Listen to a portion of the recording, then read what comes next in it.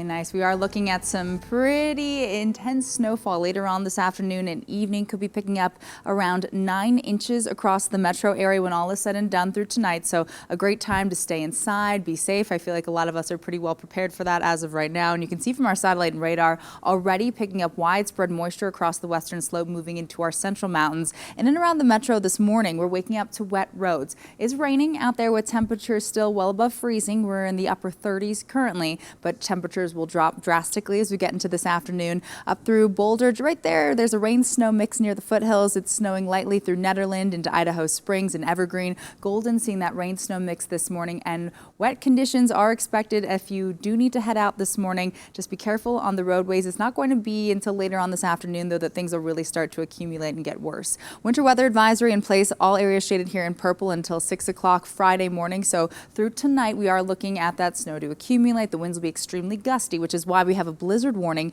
in place. All areas shaded in orange. That includes Greeley out through Sterling across the eastern plains, and a winter storm warning is in place for the Denver metro area because of the possible heavy snow and then very gusty winds. Temperature-wise, we're still in the upper 30s. Highlands Ranch, Centennial, Parker, and Commerce City at 40 degrees. But taking us through our hourly planner, you can see by 10 o'clock we'll be back in the mid-30s, and after lunchtime we'll drop down to around freezing. So here's our futurecast as we get through about 9 o'clock this morning. We'll see that rain-snow mix start to move in through Fort Collins and Greeley. All snow expected after about 11:15, and it'll be heavy at times through this afternoon. So if you don't need to be out and about, I would say please stay home.